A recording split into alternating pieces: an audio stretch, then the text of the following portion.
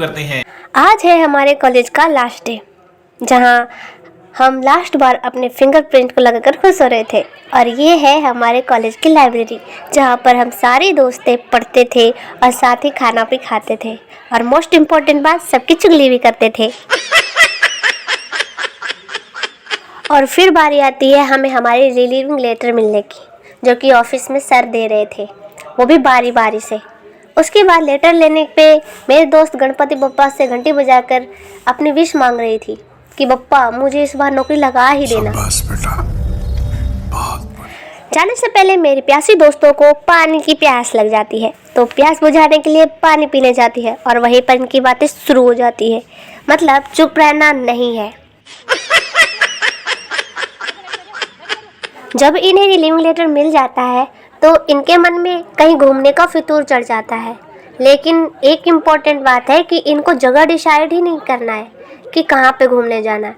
फिर लड़ाई झगड़े करने के बाद हमारा जगह डिसाइड हुआ। उसके बाद बैग पैक करते ही हम लोग चल पड़े कॉलेज के बाहर।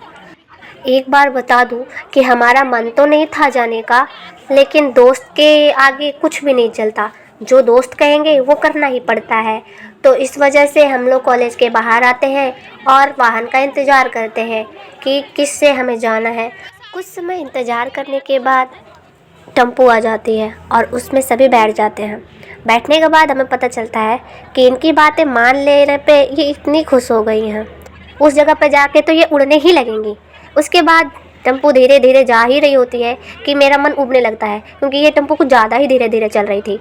जैसे ही हम टेम्पो से उतरते हैं हमें अपनी जेब खाली करनी पड़ती है और फिर ऑन रोड पैदल ही चलने पड़ते हैं। पर मेरे पैर का चलने का मन ही नहीं है, इसलिए मैं इतने पीछे पीछे चल रही थी और ये सारी आगे।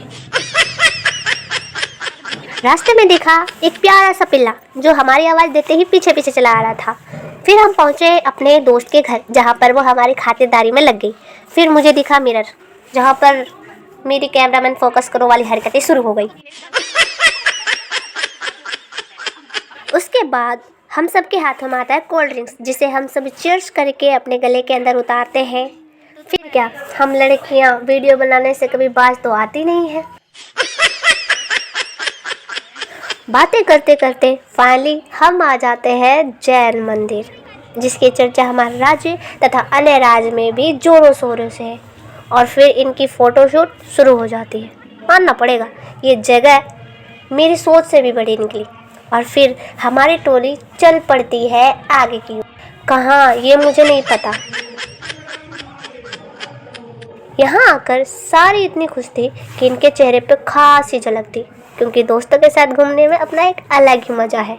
लेकिन खुश से ज़्यादा मैं हैरान थी कि कोई इतना ज़्यादा खुश कैसे हो सकता है। और जितने भी यहाँ पे बोर्ड लगे हुए थे, इन पे कुछ न कुछ जीवन की असली सच्चाइयाँ लिखी थी, मानो जैसे कुछ नया संदेश दे रही हो आने वाली युवा पीढ़ी को। फिर आगे बढ़ते ही हमें अपने जूते खोलने पड़ते हैं, क्योंकि ये जो डेस्टिनेशन है यहाँ का एक पावन जगह है, जहाँ पे हम जूते पहन के नहीं जा सकते। और तो और मुझे जुराब भी खोलना पड़ता है, क्योंकि यहाँ मान्यता है कि जुराब और जूते में कोई फ़र्क नहीं है। उसके बाद हम अपने जूते और जुराब खोलने के बाद आगे बढ़ते हैं। इस जगह पर आने से एक अद्भुत एहसास होता है। आगे बढ़ते ही हमें दिखाई दिया एक पेड़ से लटका हुआ बच्चा और नीचे सांप, पर इसकी कहानी हम में से किसी को नहीं पता था। फिर हमने लिया टिकट, जिसमें कि सारी झांकियाँ देख सकते थे। तो झांकियों की तरफ हम लोग चल पड़े, और पैदल चलने में मेरे दोस्त सबसे आगे हैं। मतलब इनके पैर में दर्द ही नहीं होते। और फाइनली हम झांकियाँ देखने आ चुके, जिसमें कि सबसे पहले हमें बुद्ध भगवान और स्वागत करते हुए प्रधान जी दिखाई दी। और फिर आगे का दृश्य आगे है, जिसका वर्णन मुझे नहीं पता। इन सारी झांकियों में कुछ ऐसा मशीन फिट की गई है कि ये चलती हुई सी लगती है। झांकियों को देखकर इतिहास में हुए प्रमुख जीवनियों का पता चलता है कि कैसे इनकी लाइफ थी, कैसे ये स्ट्रगल करते थे, क्या क्या इनके साथ हुआ, कैसे इन्हें शक्तियाँ प्राप्त हुई, कैसे इनमें ढोल नगाड़े बजते थे, शादियाँ होती थी। झांकियों को देखकर हम पहुँचे पार्क में, जहाँ पे हमें दिखाई दिए फिसल पट्टी, जिसे हमें देखकर रहा नहीं गया और फिर क्या, हम इसमें फिसलने लगे। बारी आती है मेरी, तो मेरी अंदाज ही अलग है, जो कि मैं उसकी सीढ़ियों के थ्रू ही जा रही थी और फिर मेरा फिसलना हुआ चालू। उसके बाद इनमें घूमने की फितूर आ जाती है और घूमते घूमते मैं थक गई तो मैं चली गई आराम करने। यहाँ दिखे मुझे बड़े से तालाब या स्विमिंग पूल जिसमें पानी की कमी थी। फिर मेरी दोस्त जो कि सिंगल है, उन दोनों का डांस शुरू हो जाता है, वो भी कपल वाली। और फिर सीढ़ियों से चढ़कर हम ऊपर आ जाते हैं, जहां हमें हमारे दोस्त ही सभी मूर्तियों का परिचय देती है। ये वे मूर्तियां प्रतिमाएं हैं जो जैन धर्म के 24 तीर्थकर जिनके बारे में हम हिस्ट्री अर्थात इतिहास में पढ़ते हैं, वे सबकी प्रतिमाएं थी। जैसे प्रथम तीर्थकर ऋषभदेव और अजीतनाथ, और उसके बाद जो 23वें तीर्थकर थे पार्श्वनाथ, जो कि काशी नरेश अश्वसेन के पुत्र थे, और 24वें तीर्थकर थे हमारे महावीर स्वामी। जैसे जैसे हम आगे बढ़ते जा रहे थे वैसे वैसे ही जैनियों के दर्शन होते जा रहे थे और हम सभी यही प्रार्थना कर रहे थे कि डिग्री ख़त्म होते ही जल्द से जल्द सरकारी नौकरी हमें लग जाए, ताकि हम अपने माँ बाबा का नाम रोशन कर सके, अपने देश का नाम रोशन कर सके, हम अपने गांव का नाम रोशन कर सके।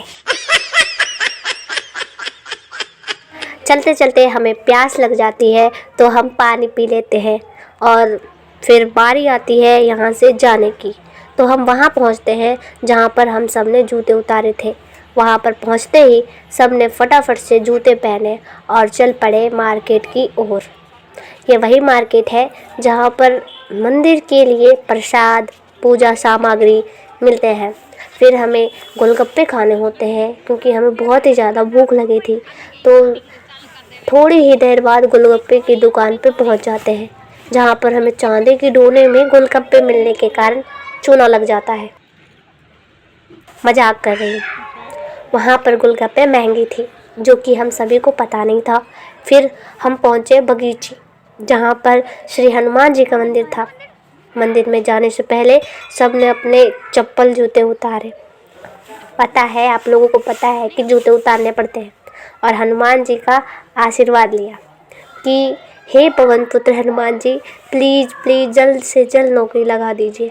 और फिर बारी आती है हमें हमारे घर जाने की।